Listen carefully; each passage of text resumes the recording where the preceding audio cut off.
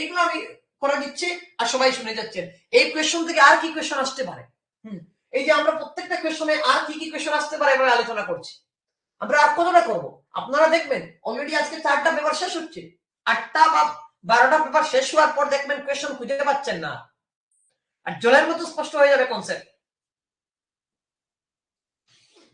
So এখানে হচ্ছে শিক্ষক চান শিক্ষার্থীরা পাঠে বর্ণিত মানুষজন ও সম্প্রদায়ের আত্মপরিচয় ও ক্ষমতা অনুধাবন করুক। তিনি কোন দক্ষতার উন্নয়ন ঘটাতে চান?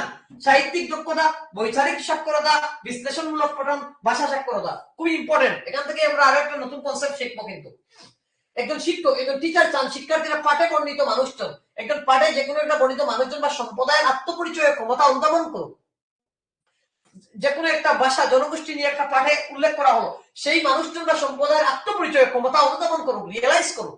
তিনি কোন দক্ষতা উন্নয়ন ঘটাতে চাইছেন? তিনি তার ভাষা সাক্ষরতা, না তার সাহিত্যিক দক্ষতা সমূহ, না বিশ্লেষণমূলক পঠন, না এখানে বিশ্লেষণমূলক থেকে অনেকে এটাকে রাইট আনসার দিয়ে দেবে। কেন?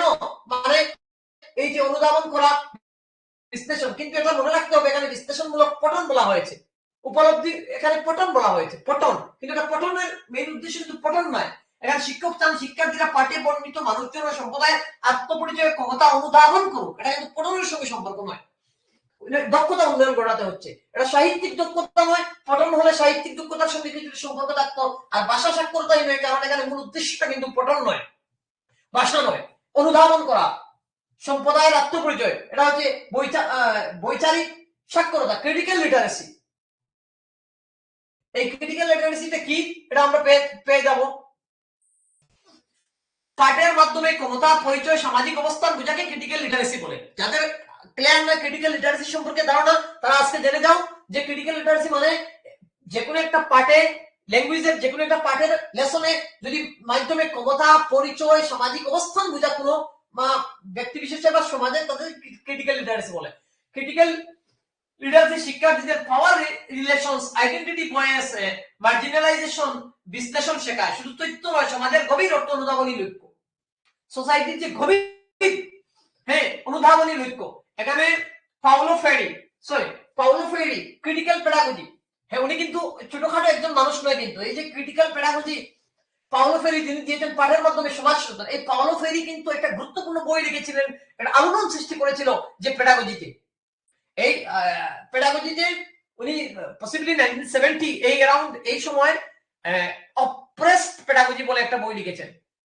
যারা পরবর্তী সময়গুলো পড়ার চেষ্টা করবেন সিটেট পড়ে, এই অপ্রেসড পেডাগজিতে কিন্তু তিনি মানে এই যে আধুনিক পেডাগজির আরেকটা ইম্পর্টেন্ট, এখানে তিনি ব্যাংকিং মডেল, যে আমাদের বর্তমানে পুরাতন যে লার্নিং সিস্টেম ছিল, যে এটা ছিল ব্যাংকিং মডেল। ব্যাংকিং মডেল মানে কি বুঝছেন? ব্যাংকিং কি যেভাবে মানে টাকা ডিপোজিট দেওয়া হয় তাকে, আর আগের দিনে টিচাররা শুধুমাত্র নলেজটা কি করতেন, বাচ্চাদের উপর ডিপোজিট করতেন। এইটাকেই মানে টিচিং এর ক্ষেত্রে ব্যাংকিং মডেল বলা হয়। সো আগের শিক্ষকদের কি কাজ ছিল? আগের শিক্ষকদের কাজ ছিল ওরা শুধুমাত্র লেকচারের মাধ্যমে কি করতেন, তাদের বাচ্চাদেরকে ব্যাংক মনে করা হতো, আর সেখানে তাদের শুধুমাত্র নলেজ শুধুমাত্র ডিপোজিট করা হতো। এই ব্যাংকিং মডেলের সিস্টেমে ধারণাটাকে চূর্ণ বিচূর্ণ করলেন এবং সেটুকু নিয়ে আলোচনা করলেন তিনি তার অপ্রেসড পেডাগজি বইয়ের মধ্যে।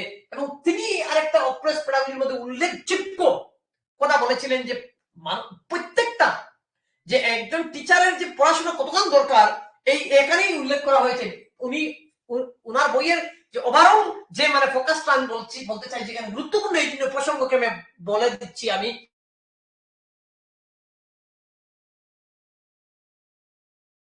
একজন লার্নার হবেন তখন একটা লাইভ লার্নিং ল্যাব হয়ে যাবে প্রত্যেকটা ক্লাসরুম। ওনার কথাটা খুবই গুরুত্বপূর্ণ। আমি কোন একটা প্রেজেন্টেশনে ওনার আমি কথাগুলো উল্লেখ করেছিলাম, অন্য একটা বিভাগীয় কোন এক মানে প্রেজেন্টেশনে। সো এখানে এই যে ক্রিটিক্যাল পেডাগজি যে পাওলো ফেরি যে এই যে মানে ক্রিটিক্যাল পেডাগজিতে মানে বলা হচ্ছে যে কি শুধু তথ্য নয়, সমাজের গভীর অর্থ অনুধাবন করতে হবে। এই ক্রিটিক্যাল পেডাগজির সঙ্গে রিলেটেড হচ্ছে কি যে ক্রিটিক্যাল লিটারেসি, গল্পে দরিদ্র সম্প্রদায়ের কণ্ঠস্বর বিশ্লেষণ করে সামাজিক বৈষম্যটা বোঝা, এটাই তো আসল শিক্ষা। তো যাই হোক, আমরা 21st সেঞ্চুরি লিটারেসির ক্ষেত্রে টেক্সটের অন্তর্নিহিত বার্তা বোঝাটা হচ্ছে গুরুত্বপূর্ণ। যে শুধুমাত্র রিডিং পড়াটাই গুরুত্বপূর্ণ নয়, গল্প একটা পড়লে সেই গল্পের অন্তর্নিহিত যে মেসেজ সেটা অনুধাবন করাটাই হচ্ছে ক্রিটিক্যাল লিটারেসি, এবং সেটা খুবই গুরুত্বপূর্ণ ক্রিটিক্যাল লিটারেসিটা বোঝা। তো যাই হোক, আমরা আরেকটা ব্যাপার এখানে স্পষ্ট হলো, এভাবে কিছু ছোটখাটো টপিক যেগুলো আসবে এগুলো আমাদের পিওয়াইকিউ তে সলভ হয়ে যাবে। আর বড় বড় টপিক তো অলরেডি আমি আলোচনা করে নিয়েছি, আর আরো 30% আলোচনা করব, আর ওইসব শেষ হয়ে যাবে। আর আমার মনে হয় আরো যদি আমি এভাবে 4-5টা 7-8টা সেশন যদি এভাবে পিওয়াইকিউ তে নিয়ে নেই, তাহলে আমার মনে হয় না আর আপনাদের যে বাকি যে টপিক গুলো আছে সেগুলো আর তেমন লাগবে আলাদাভাবে। তবু আমার দায়িত্ব হিসেবে আমি করে নেব। আর এখানে শুধুমাত্র আপনি একটি টপিক পাচ্ছেন না, এখানে আপনাদের সমাহারের 30 মার্ক সমাধান হয়ে যাচ্ছে। ল্যাঙ্গুয়েজ 1 এর বেঙ্গলি সমাধান হচ্ছে, ল্যাঙ্গুয়েজ 2 এর ইংলিশে সমাধান হচ্ছে, কনসেপ্ট আপনার লয়ার প্রাইমারিতে সমাধান হচ্ছে, আপার প্রাইমারিতে সমাধান হচ্ছে। বাকিগুলো কেন ভুল? আমরা জানি লিটারেসি স্কিল এটি কেবল পাঠের রূপ, অলংকার এবং কাহিনী বিশ্লেষণ করে। তাহলে লিটারেসি স্কিল মানে পাঠের রূপ, অলংকার এবং কাহিনী বিশ্লেষণ করে ক্ষমতা, পরিচয় ও সামাজিক অবস্থানের মতো গভীর বিষয়গুলি এতে অন্তর্ভুক্ত হয়। আর ল্যাঙ্গুয়েজ লিটারেসি এটি পড়া ও লেখার মৌলিক দক্ষতাকেই বোঝায়, সামাজিক প্রেক্ষাপটে পাঠের গভীর অর্থ অনুধাবন বা সমালোচনা বিশ্লেষণ এই আওতায় পড়ে না। আর অ্যানালিটিক্যাল রিডিং মানে কি? তথ্যের বিশদ বিশ্লেষণ করলেও এটি ক্ষমতা এবং পরিচয়ের মতো বিষয়গুলিতে বিশেষভাবে মনোযোগ দেয় না। ক্ষমতা এবং পরিচয়ের মতো বিষয়গুলিতে বিশেষভাবে মনোযোগ দেয় না। প্রধান লক্ষ্য তথ্যের গভীরে প্রবেশ করা। তাই অ্যানালিটিক্যাল রিডিং এর মূল উদ্দেশ্য কি? অ্যানালিটিক্যাল রিডিং এর মূল উদ্দেশ্য হচ্ছে তথ্যের গভীরে প্রকাশ করা।